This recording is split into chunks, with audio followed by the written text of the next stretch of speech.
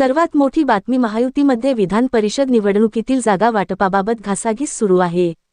तर दुसरीकडे राष्ट्रवादी अजित पवार गटातही पक्षांतर्गत वादळ सुरू असल्याची चर्चा आहे.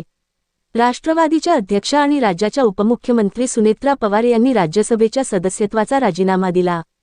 त्या जागेवरील पोटनिवडणुकीवरून राष्ट्रवादीत चांगलीच रस्सीखेच सुरू आहे.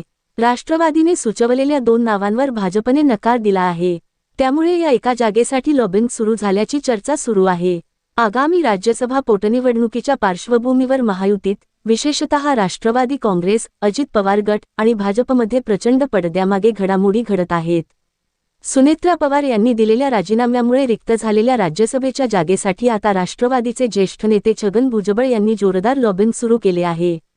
सूत्रांच्या माहितीनुसार राष्ट्रवादीने सुरुवातीला या जागेसाठी अविनाश आदेक आणि सुबोध मोहिते यांच्या नावांची शिफारस केली होती. मात्र भाजपने या दोन्ही नावांवर थेट नापसंती दर्शवल्यामुळे महायुतीत पेच निर्माण झाला आहे.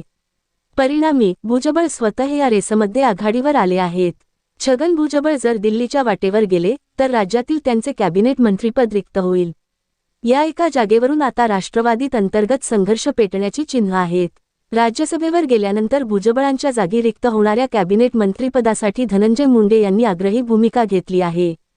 तर दुसरीकडे छगन भुजबळ हे आपले मंत्रीपद कुटुंबातच ठेवण्यासाठी प्रयत्नशील असून आपले पुतणे समीर भुजबळ यांना हे मंत्रीपद मिळावे यासाठी त्यांनी कंबर कसली आहे.